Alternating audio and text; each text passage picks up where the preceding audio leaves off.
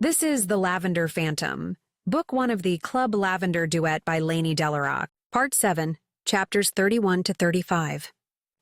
For previous chapters or to start from the beginning, navigate to the playlist titled The Lavender Phantom on this channel. Please like the video and subscribe to the channel to help me produce more free audiobook stories for you. Happy listening.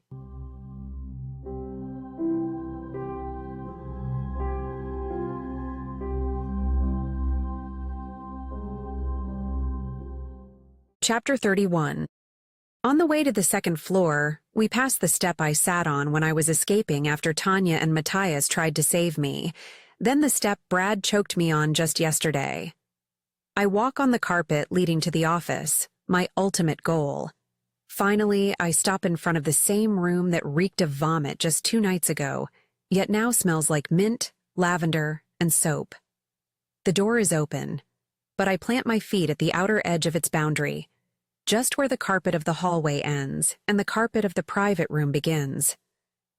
Go in, the Duke urges me. I don't move, still deep in thought. He puts a hand between my shoulder blades and pushes me in. And just like that, I stumble back into that room. My pulse quickens. I glance around, trying hard not to think about the last time I was here. It is just a room.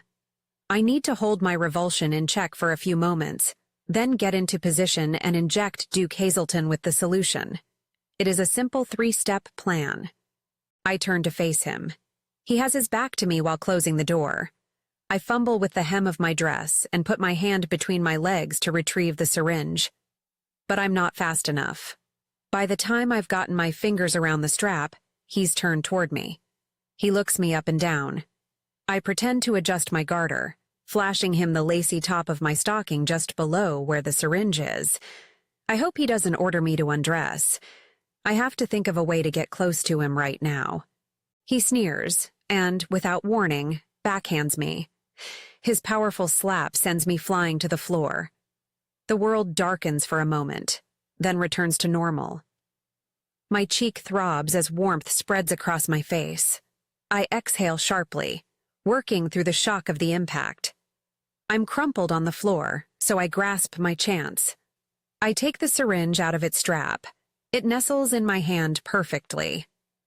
As I get up, I clench both my hands into fists. I want to appear startled and scared.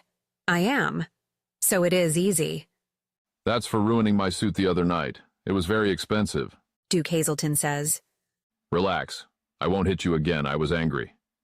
He loosens his tie.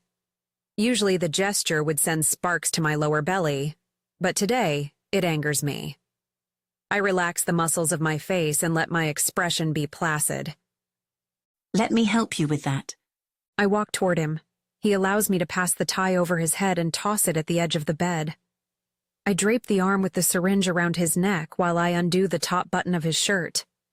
You recover quickly, he says in my face. His breath smells like alcohol and verbena. I nod and smile. I'm rotating the syringe, ready to plunge the needle into his skin, steeling my arm for the impact. I loosen his white shirt more. He puts his hands on my hips. They are hot and unpleasant, like acid burning through my skin. Do you kiss? I ask, as I put my free hand on the side of his neck to steady him. My syringe is in position. I prefer f***ing, he says. Before he has finished his sentence, I jab the syringe into his neck and press, pushing the solution into him. His eyes widen. It must have hurt. He lets out a soft, ow, and shoves me away. A terrifying thought passes through my mind as I flop on the bed. What if it doesn't work somehow? Duke Hazelton looks confused, then pissed off. He takes the syringe out of his neck and throws it on the ground with such power, it bounces off the thick carpet. A little blood trickles down his neck. I scramble back toward the end of the bed. He lifts his arm, as if to say something or to hit me, then falls forward like a sack of potatoes.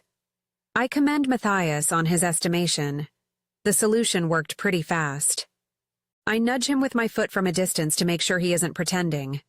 When there's no response, I flip him on his back so he doesn't suffocate in the bed sheets and drag him toward the middle of the bed. He is heavy, so I grunt until he's in place. I take a napkin from the dressing table nearby and carefully wipe the blood off his neck. There is a small hole there, but it isn't instantly visible. He can easily pass as a sleeping man if anyone looks in. When he wakes up, though, he will be fuming. I wasn't subtle with him, and that will undoubtedly bite me in the ass. I have only this one chance to break into the office and get what I need. After that, I have to disappear, and maybe take Tanya with me. I've sullied any chances of future return. I can't fail tonight. I give him a little slap as I look at his face. There is a trickle of drool at the side of his mouth. I slap him harder, hoping he will feel the same pain as me when he wakes. My cheek still throbs from his surprise attack. I shimmy off the bed, take the syringe off the floor, and put it back in the strap on the inside of my leg. I'm not subtle, but I have some common sense. I cast a quick look at the big mirror before sneaking out to the office. My makeup is smudged, and I can see a bruise blossoming under my foundation. I like bruises and what they mean when attained consensually. But this bruise has a different meaning. I'm a survivor, and I've fought off rape one more time. As I press the handle to the hallway gently, I hope I never have to fight like that again. I keep my body close to the ground as I peek from the room into the corridor. The silence is deafening. How many screams does the soundproofing drown out? What horrors are occurring mere feet away from me? On all fours, I crawl to the door to the office. I take my lockpicks out of my bra swiftly. I put my ear to the door. I can hear nothing from inside, so I try the handle. Locked.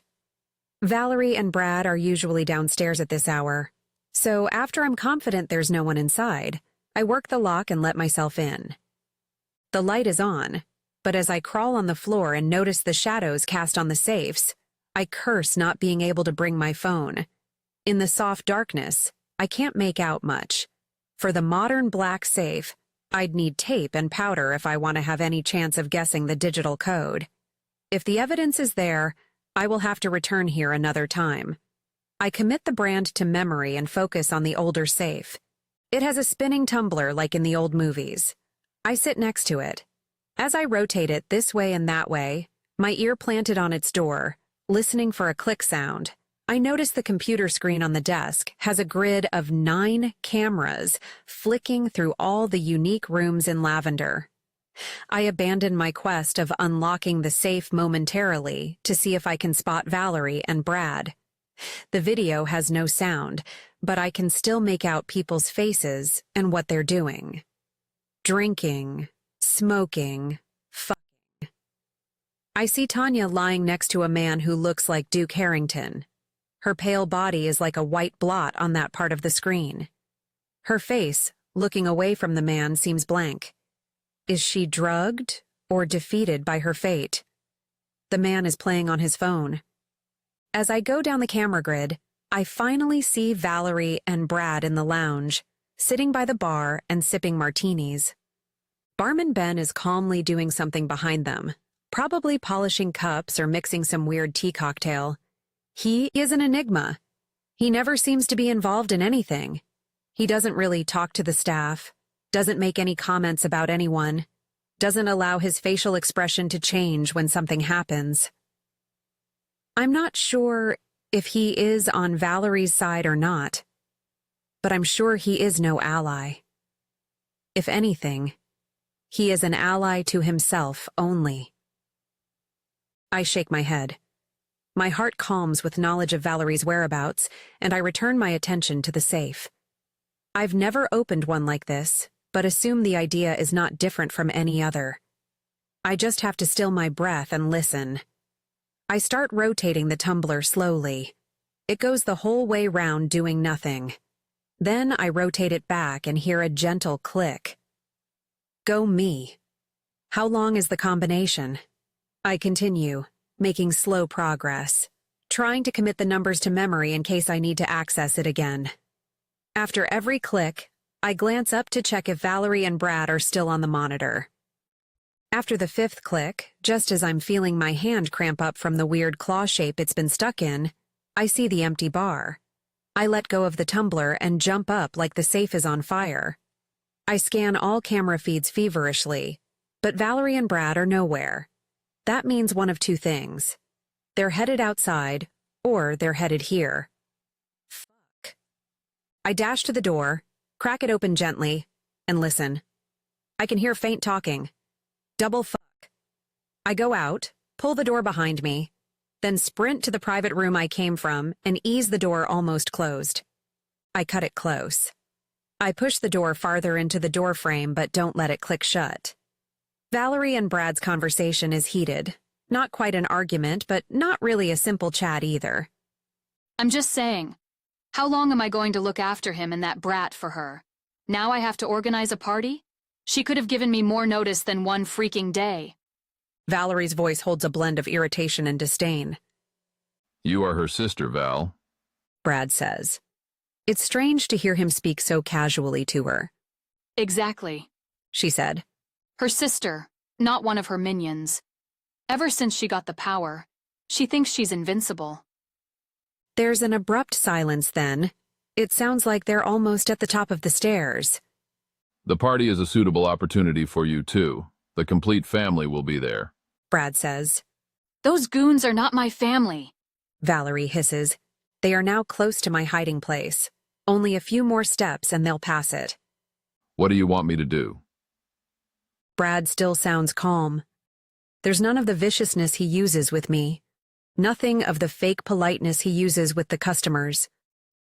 We have to make sure he attends the party, to persuade him. I don't care if you hurt the boy or not.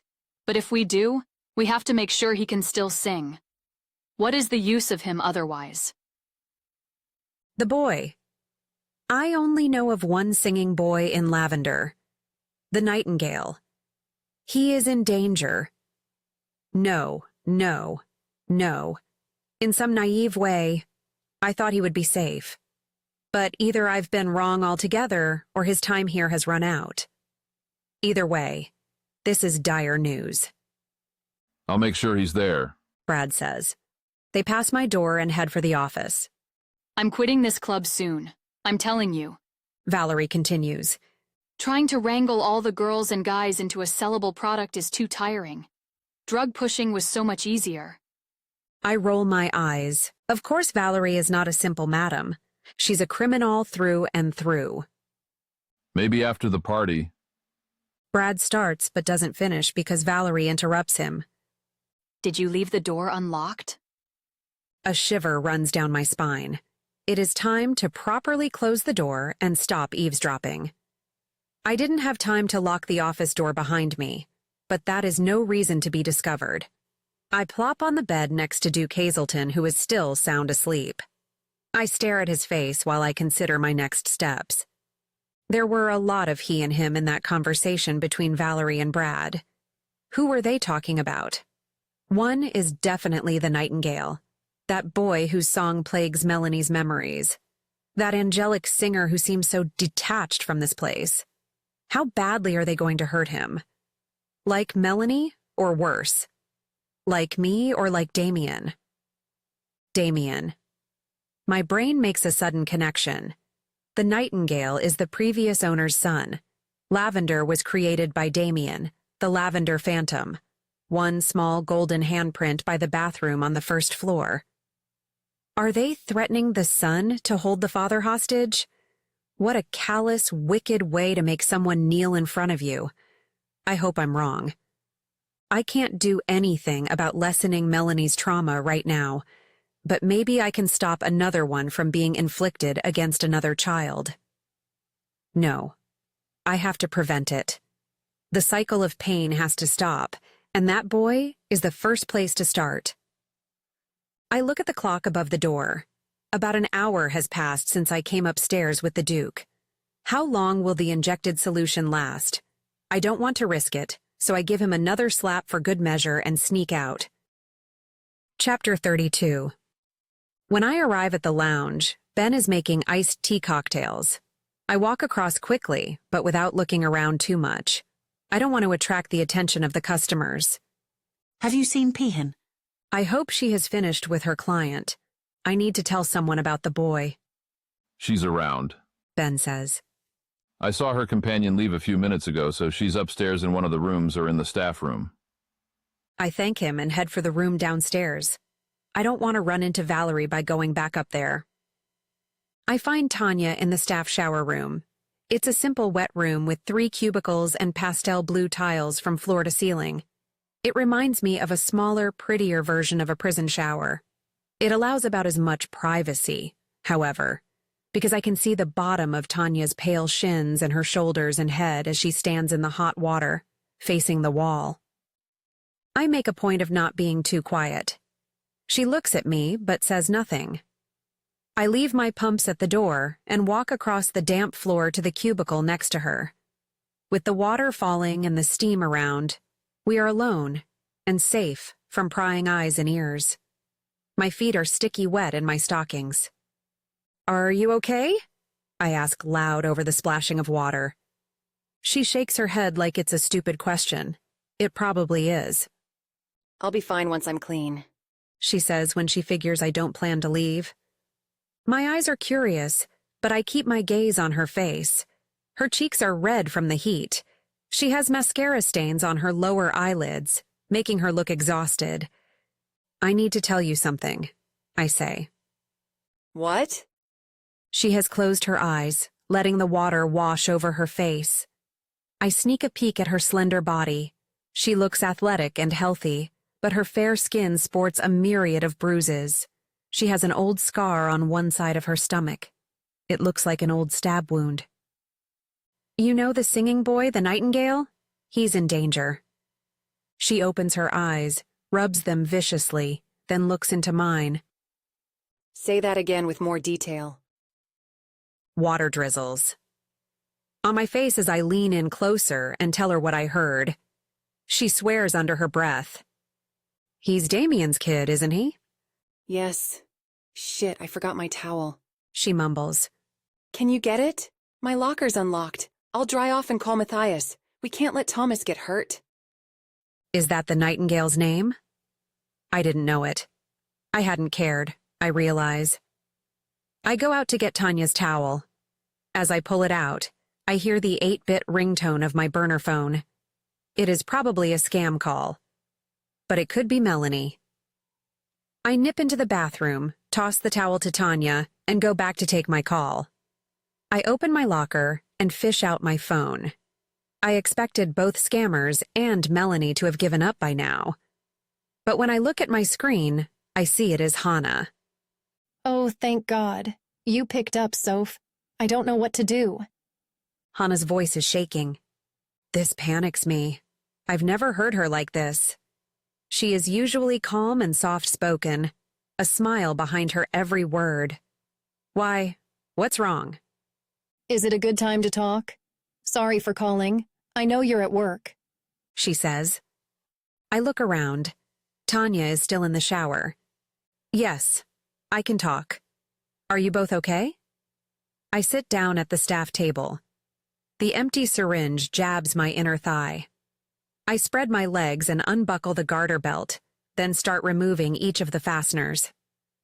"It's Melanie. You know how she's been having nightmares lately?" Hannah starts. I frown. I'd figured as much from our recent confrontation. Did she have one tonight?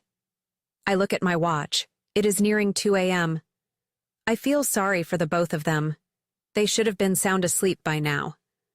I pull my stocking off, my legs bristling with static. "Yes, but it's bad, Soph. It's terrible. She usually shouts a bit, and then I calm her. But tonight I can't wake her up. She kept screaming and clawing at herself. She clawed through the skin of her thighs. I tried to hold her, but she scratched me too. I had to restrain her, so I tied her to the bed."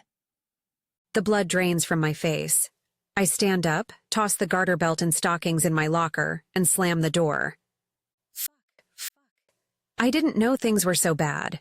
Is she awake now? "I don't think so. She's calmed now, but she keeps crying in her sleep. I'll untie her soon. The pillow is soaked. Hana continues, tearing my soul to shreds. I can imagine Melanie now, her face all crumpled, her nose snotty, her hair messy with sweat and tears. I'm so sorry, Hanako. I would have never left her had I known it was so bad. Never mind that. It's okay. I understand that she's traumatized despite not remembering the events. But these things always get worse if the family ignores the signs. You have no idea how many mothers and sisters and daughters have suffered more than they had to because their families wouldn't listen to them, wouldn't take their side and console them. I remain quiet, her words weighing on me. I thought all was okay, I whisper. I've been working.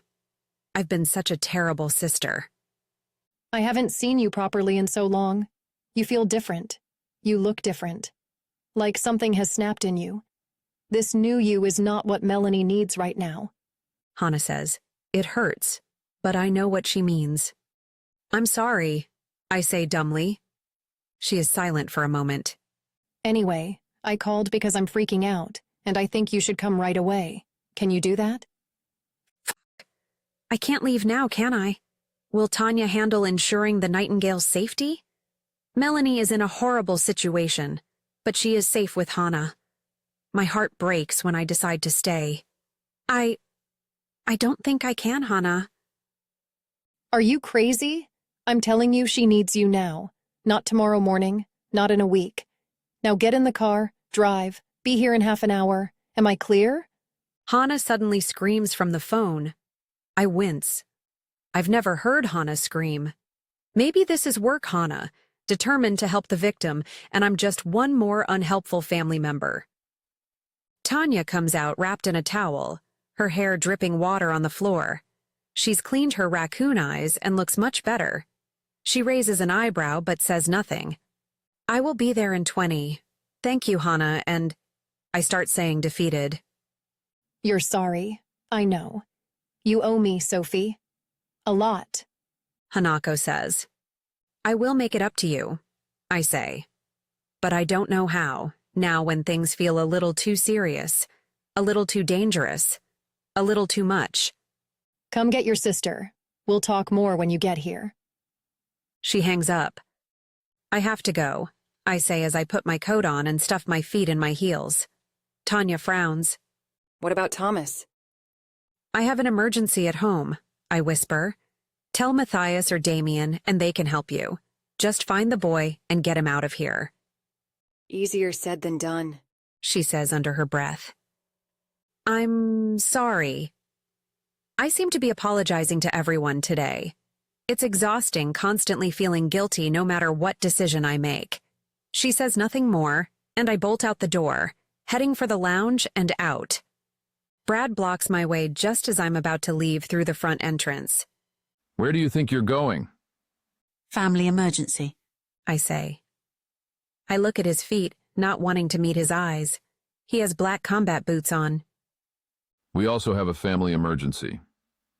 He lowers himself to me and draws out the words. Your husband for the night woke up and says you didn't treat him right. He says you drugged him. He's all confused. His expression isn't angry, just triumphant. It's not my fault he can't hold his liquor. I need to go. My voice is firm. I try to sidestep him, but he catches my upper arm and swings me toward the wall. My back hits it, my fur coat drowning the sound. The air escapes my lungs and I gasp. I look at the door behind Brad. It is so close. It is only 2 steps away. As I stare at it, Brad sneers. Let's go back and fix this little misunderstanding, he says with the voice of a predator that enjoys toying with its prey. He grabs my hair and pulls it so I face him, twisting my neck. I struggle to breathe. Behave, He hisses and lets me go. I stumble toward the lounge. He offers his arm to me.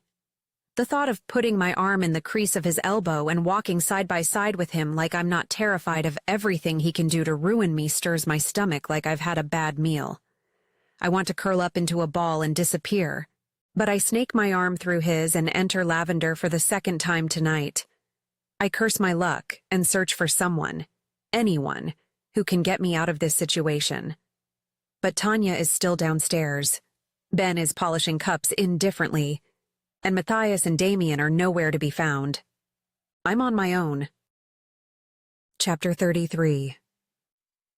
Brad revels in the defeat in my gait. The more my heart sinks, the more his smile widens. He waves at people sitting in the lounge whom I do not recognize and nods at a few of the waitress girls. They recoil from his attention. What a creep. I hate the feeling of him next to me. Detest his desire to show me off like I'm a trophy won after some sick game. Welcome back home, He says as he pushes me into a room on the first floor that I've never been inside. It's next to the one I found Damien and his swollen arms in. It is decorated in a style similar to the office upstairs, with a coffee table and 2 small sofas, 2 chairs resting against the wall, and nothing more. The lighting is dim, like the bulb could go at any time. It reeks of shady business. Once we're inside, Brad locks the door behind him. I retreat toward the other end of the room, stumbling as I walk backward. Brad cheers at that. I kick off my shoes, hoping the stability of being barefoot will give me some new control on the situation. No such luck. He walks toward me with the eyes of a bear who has tasted blood and wants more. I keep retreating, but soon there is nowhere else to go. My back hits the wall opposite to the door. Fuck.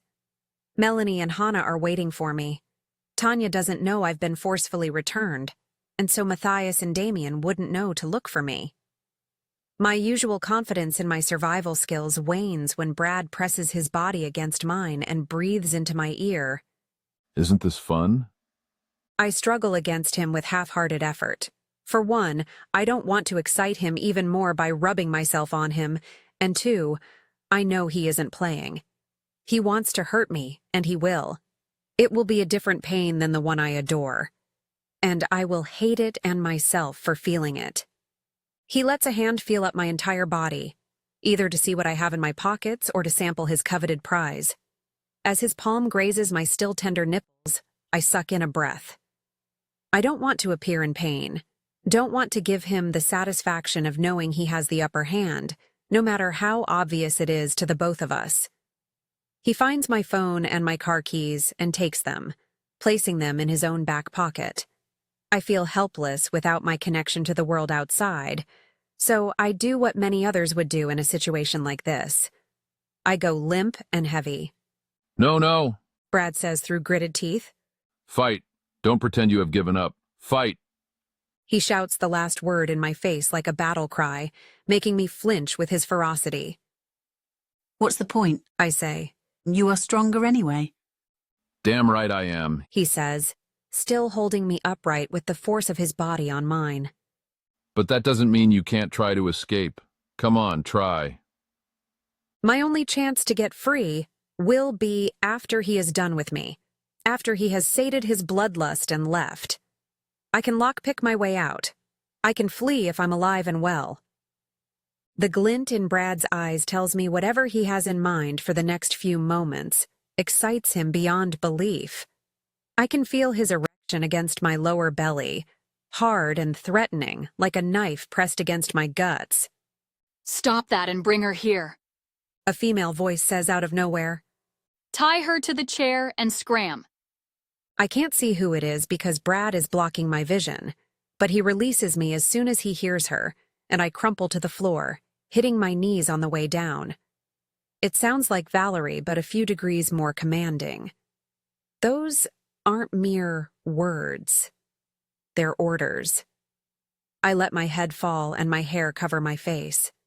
Through a curtain of red locks, I examine the person who dared tell Brad what to do. It is Valerie, but different. The face is strikingly similar, but the hair, the clothes, and the overall air of stifling confidence is unalike. If the Valerie I know is a chic party model, the Valerie in front of me is the successful business version. A tight-fitting pantsuit and brown hair in a bun are the key features. How Brad reacts to her is what makes the subtle difference glaringly obvious. It is not Valerie. What are you standing there like a log for? Pick her up. she demands as she walks toward one of the chairs near the wall and drags it toward the middle. The sound of it sends chills down my spine. As the air of dominance shifts, I become afraid again, but in a new, alarming way. Brad reminds me of a hyena, but the woman in front of me gives me the chilling impression of a praying bird, an eagle, or a peregrine. I'm just the dead meat they are circling around. I let Brad drag me by the upper arm towards the chair. As my body flops on it and I feel synthetic rope bite into my skin, restraining my wrists together, I toss my hair back, allowing my eyes to inspect the second Valerie. She has the same eyes and the same hooked nose, but her cheeks dip down a bit more. Her lips aren't as full, and her forehead has a couple of visible wrinkles. She is Valerie without the beauty fillers. This tiny nothing got the better of the customer upstairs? She asks, her voice full of mockery. If someone like that bested me, I would hide and never show my face here again. I wouldn't complain like a whiny little bitch. Duke Hazelton is one of our most valued customers, Brad says. His voice has lost its edge. We can't overlook his desire for her to be punished. What a drag, The woman says. How can he call himself a man if he can't even handle one drugged woman? She refused to drink the tea. Brad says like a child trying to find an excuse for wetting the bed. He should have asked for help in persuading her then. The woman replies and rolls her eyes. Her gaze dances around me, but never settles on my face. What should I do with her, Lady Grey? Lady Grey. I frown. My eyes move between Brad behind me and the woman at the front, but neither of them acknowledge me. It's like I became an inanimate object the moment she entered. So she's half of that lavender greeting. Welcome to Lavender, the esteemed estate of Earl and Lady Grey. She must be the current owner of Lavender. So who is Earl Grey? I don't care, She says. Don't do anything like play with her or kill her because I'm not in the mood for cleaning up after your messes. You and Val and the other dimwit have caused enough trouble for a year. Just focus on the party. Yes, Lady Grey. Get her to take part or something. The family will want some entertainment. After that, I'll consider if I want to get rid of her or not. She takes out her phone and scrolls up and down. Tell that useless customer upstairs we will punish her to a good standard. If he's not happy, he can stop coming. I've got better things to do now. Be a respectful boy and keep Val in check. Don't fuck up again. I listen to this with a hitched breath. Lady Grey is on a whole other level of cruelty. She isn't passionate in her crimes, but calculating, using, and pedantic. Seemingly for no reason, something in her aura reminds me of Damien. She opens the door without looking up from her phone, strides out, and adds, Don't think I don't know you've been brainwashing my sister by telling her this club is not for her. Be very careful how you handle this.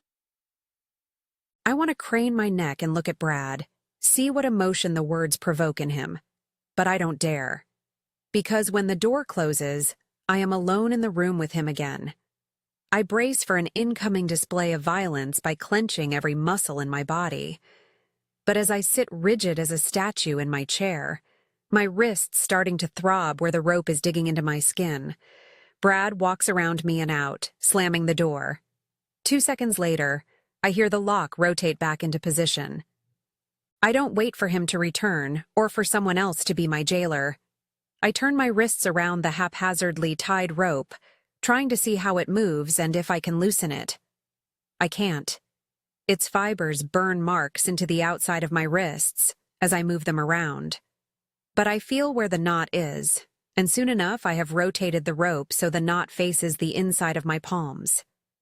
I crook my fingers and make swift work of it, closing my eyes and visualizing how the rope passes through itself and what I need to push and pull to disentangle it.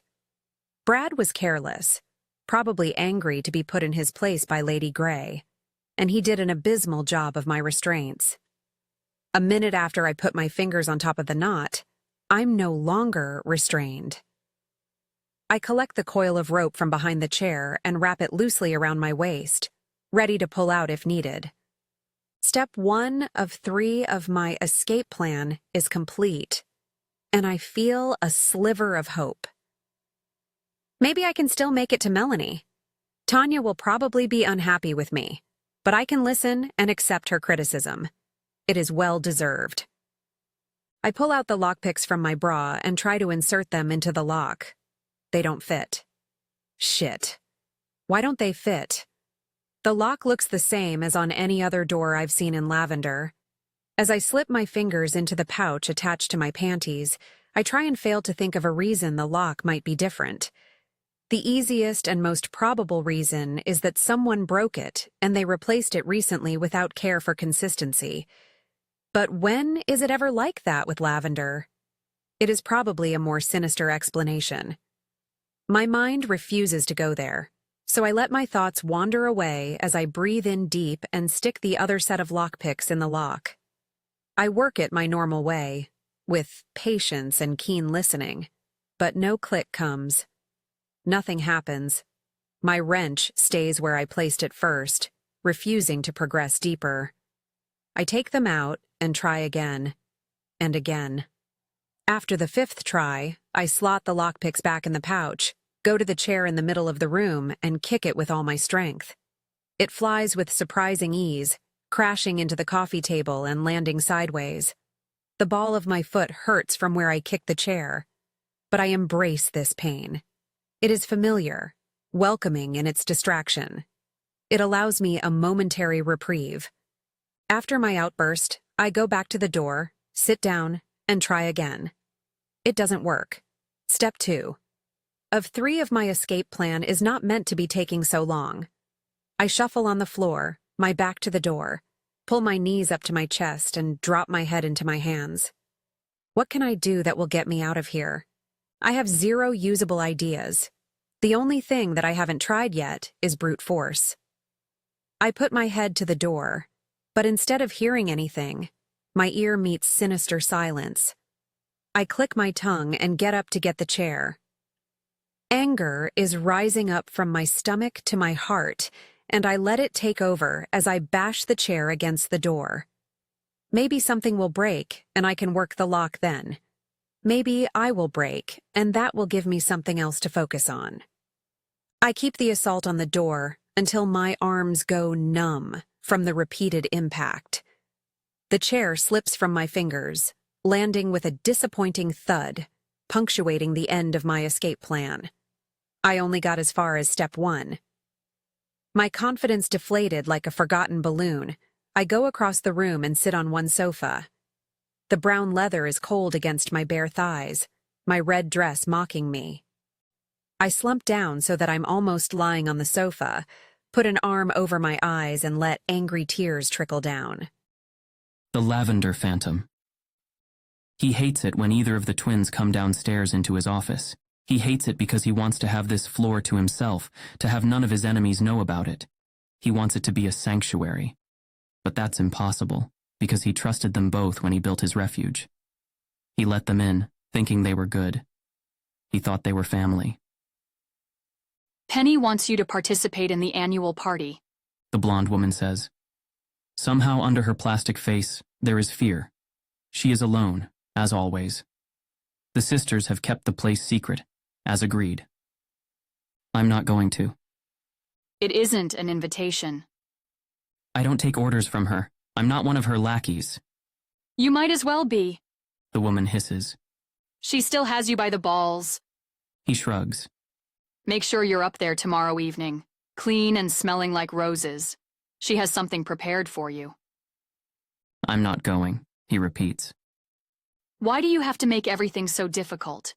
For every minute you're not there, the boy will receive a slap, She says with a calm, matter-of-fact voice. This makes him get up from his chair and cross the short distance of his office. He grabs the woman by the neck and stares her down. How dare she? The later you are, the puffier his face will be, She says through gritted teeth, her breathing ragged. He releases her. There is nothing to be gained from hurting her. Nothing will change. She coughs and massages her neck. Do you not have any attachment to him? His voice is weak. Do you not hurt inside when he hurts? The woman shakes her head. It's not my place to interfere in your broken family dynamic. Maybe you'll know how cruel you were when you have children of your own, Valerie. This is why I won't, Damien. Be there on time tomorrow, and we won't have to exploit your weakness further.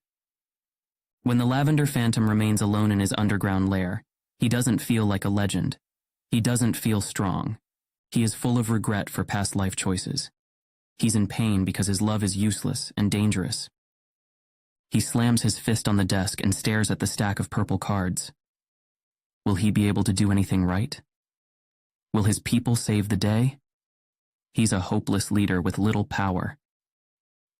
The word lavender swims in front of his teary eyes in a swirly, delicate script. He picks up the piece of paper and runs his thumb across it. Maybe not all his choices were bad. Chapter 34. Desperation, tiredness, hopelessness. What breeds insomnia in some makes me drift off in a fitful sleep full of nightmares.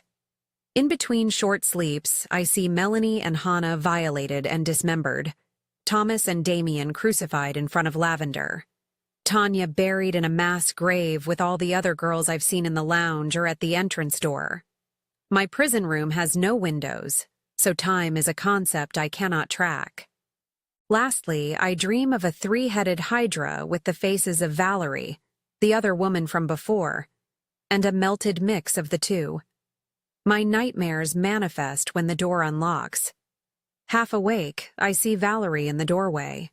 A slouched posture and dragging of feet replace her usual confident gait.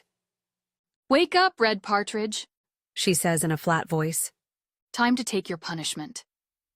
I say nothing, but shift into a sitting position and shuffle to the end of the couch. There is nowhere to escape, yet I want to be as far away from her as possible. I get it. Selling your affection is hard, she says as she sets down a backpack on the coffee table and a black garment bag on the end of the opposite sofa. Then she sits down. Her whole face looks different, as if she is a loaf of perfect white bread that has been flattened under someone's palm. It's not affection, I snarl. They imprisoned me. They set my punishment. They kept me away from my family. They beat me. They took advantage of my body. I have increasingly less to lose. Don't you ever feel guilty, Valerie? Do you? She shoots back. I blink. What a ridiculous answer. What would I be guilty for? I'm not a pimp. Valerie lets out a little laugh and rolls her eyes. You think I'm a pimp? You're all here because you need money or believed one lie too many. It's not my fault the world is filled with stupid bimbos and young twinks who think sex work is easy. Wow. Is the only thing I manage. I'm not surprised she doesn't feel responsible for the pain she's caused, but hearing it is strangely sobering. It's like a bucket of icy water being dumped over me after someone has warned me. I know it's coming, but it's still chilling to the bone. Are you the boss, Valerie? Or just a minion to your sister? She stands up and takes the backpack. Not your business. Open it, she says after she tosses it to my edge of the sofa. I unzip it. There is some soap, a razor, shaving cream, and a towel. You know, sisters are supposed to support each other. They're supposed to be equal in power. I press on without lingering on the meaning of the items. Tanya will escort you to the showers. Make sure you're clean and presentable. You will be the main attraction of the party tonight, she says. I throw the backpack at her. She dodges, her face blank. If Tanya struggles to get you where we want you, I will send Brad. I stride toward her. She doesn't flinch, doesn't move. Are you twins? How did you decide who was going to be the boss? You should have fought it out in the womb without involving all of us in it. You're bold because you think you've seen the worst of me. But trust me, this is only the tip of the iceberg. My family life will hardly be of any interest after tonight. So she's the boss because you're a pushover, I say. My face is inches away from hers, and I can smell her fruity perfume, sickly sweet. If you let me go, I'll come back and free you too. It is a last-ditch attempt, a bluff. I can't really help. I don't want to. Valerie raises her hand and I prepare for a slap, but she only pats my cheek. It will be much easier if you stop flailing and just sink to the bottom. Complicity comes easier when you accept you've already drowned. She says with a tiny but infuriating smile. Don't resent those of us who live at the bottom of the ocean for wanting to survive.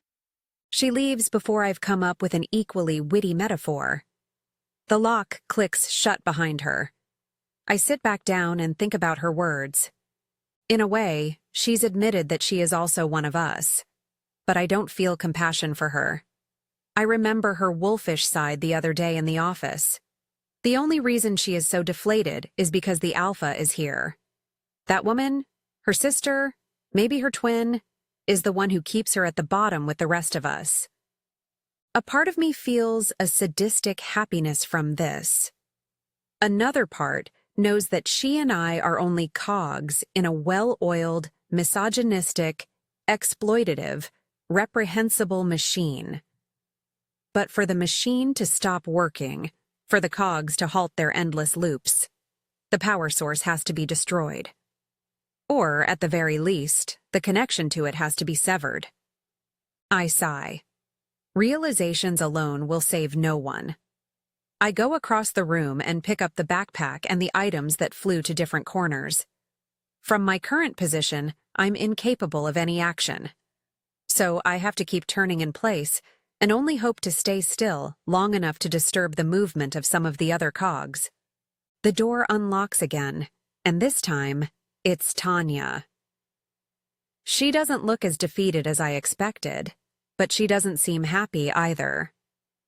I told you to be careful, She says when she comes to sit next to me. So she is angry.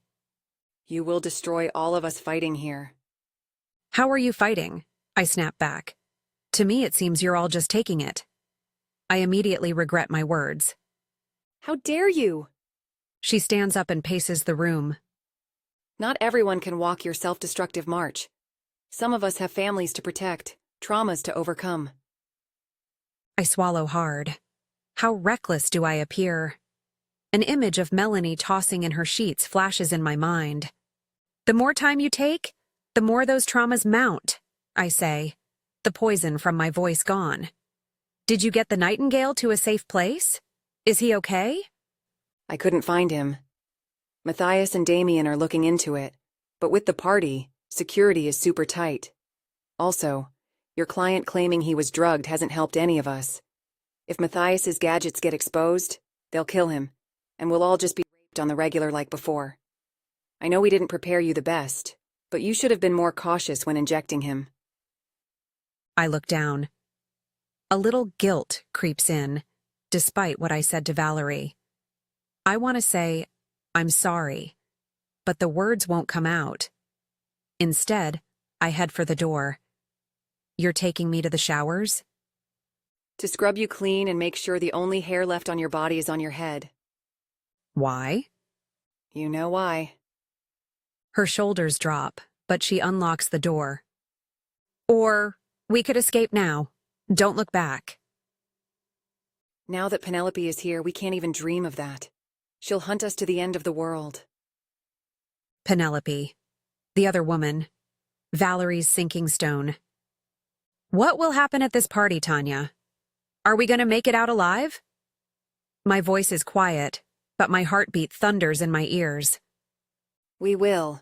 Her lips are pressed into a thin line. But I won't lie to you. Whatever they have in store for you will not be pleasant. You've made Valerie angry. She didn't look that angry to me. She looked like a washed-out rag. Oh, she's angry. Tanya says as we go through the lounge and behind the bar. Ben isn't there. She just can't express it very well because of Penelope. Who is she? Is she the big boss? We descend the stairs to the staff room. You could say that. She's the one pulling the strings of the jesters, and this party is for them, so I can't imagine anything good happening. The jesters. I narrow my eyes but keep quiet. I don't want to stop Tanya's rare torrent of words. With some luck, you'll make it out alive and with a sliver of your sanity. If you have any coping strategies for pain, humiliation, and all that, It's time to tap into them now. Noted, I said dryly. It should have scared me, but I'm numb. Too many threats in too little time. Chapter 35. We go into the showers together. I look down at my bare feet. I've left my shoes in the other room. We don't have much time, Tanya says, locking the door behind her. The air is warm and humid. Get undressed and wash yourself. Then shave all you can shave. I'm supposed to do it for you and inspect you, but I'm just going to hang around here. She sits down at the far edge of the wet room, lifting the skirt of her dress to her waist to keep it dry. Her long legs glisten in the dim moistness. Why not? Do you trust me not to do something stupid? I slip my dress off. Because despite being in this hell, you're entitled to a shred of privacy. Do you want me to check you over?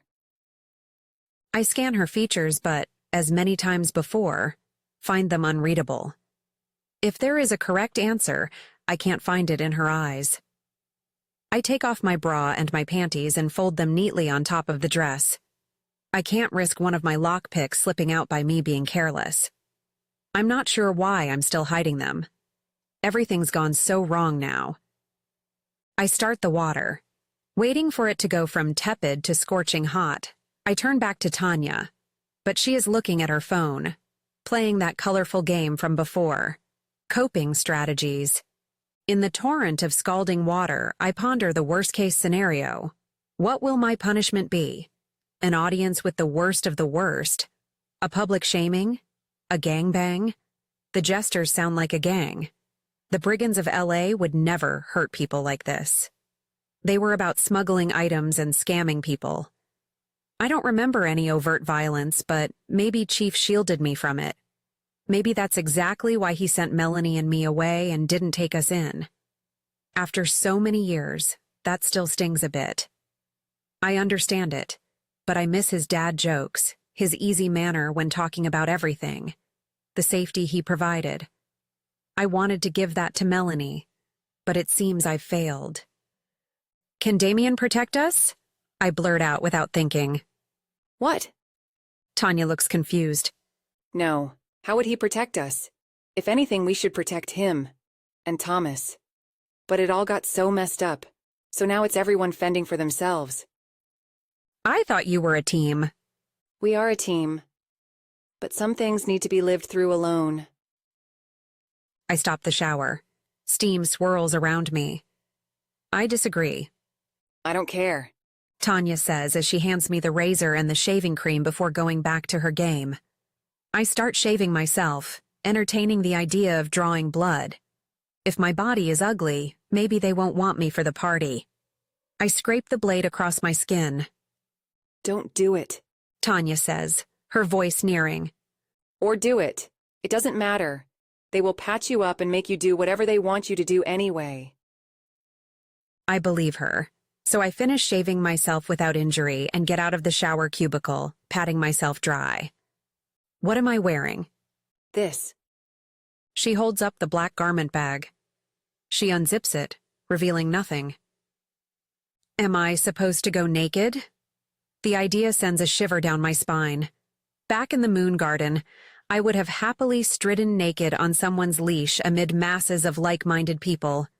But this is Lavender, and there are no like-minded people here. Look closer. Tanya pulls the sheath off and reveals a clothes hanger in the shape of a torso wearing an arrangement of interconnected silver chains. The occasional clear gem is woven in, sparkling from time to time as Tanya turns the outfit this way and that.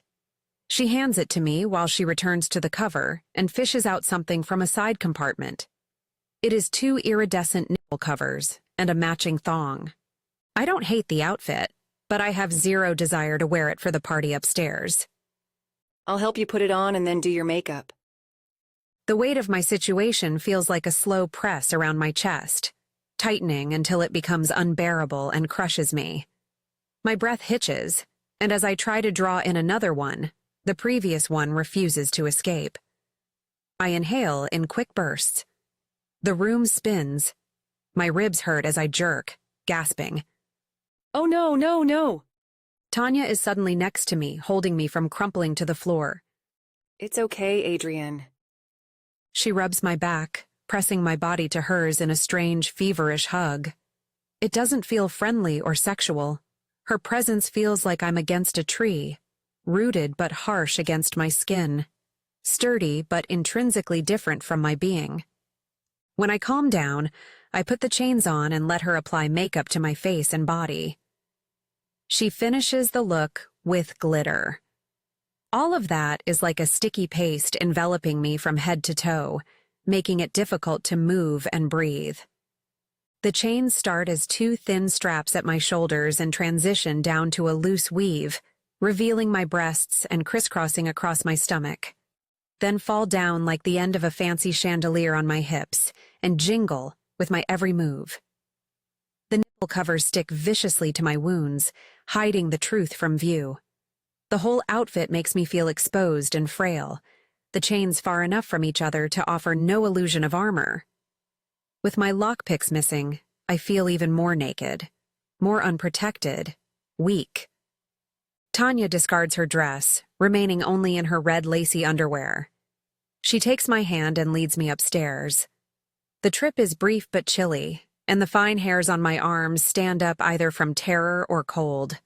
When we reach the lounge, music is booming from the speakers. They have transformed the usual pastel, calm environment with bright neon lights, reds, yellows, and greens like some tacky Christmas party. There's a small stage set up with 2 chairs. The other tables are laid out cabaret style. My stomach drops when I realize Tanya is walking me to the stage, smiling and waving to the sparse crowd. No, what the fuck are you doing? I blurt, trying to jerk my hand away. Tanya's grip tightens, and she shakes her head. Relax. This is not for you. We finally stop next to the platform. A boy who looks a few years older than Melanie comes to stand next to us. On the other side of the stage, 2 girls and 1 boy stand, mirroring us, just as uncomfortable. We are all in skimpy clothing. The bright lights prevent me from seeing the eyes of anyone in the audience. They blind me but spare me the humiliation of wolfish grins and hungry looks. "Who is it for?" I whisper in Tanya's ear. I don't know. When the music dies down and the lights change to a spotlight illuminating the other side of the lounge, I know. The crowd gathers and whoops. Penelope enters the room like a queen, her arms snaked around a tiny figure, a microphone strapped to the side of her face. The nightingale, blindfolded, stumbles in front of her, his steps shaky. A pair of massive earphones make his head look too big for his slim body. She sits him down on one chair on the stage and takes the place next to him. Welcome! Her voice booms from every speaker in the room. We are the jesters of Chicago, but we're nobody's fools. And tonight, we party. This was part 7 of The Lavender Phantom, Book 1 of the Club Lavender Duet by Lainey Delaroque. To listen to the next 5 chapters, please navigate to the next video. All parts of this audiobook are available in the playlist The Lavender Phantom on this YouTube channel. Thanks for listening. Like and comment to help get this book in front of more readers and subscribe to the channel to avoid missing out. See you in the next part.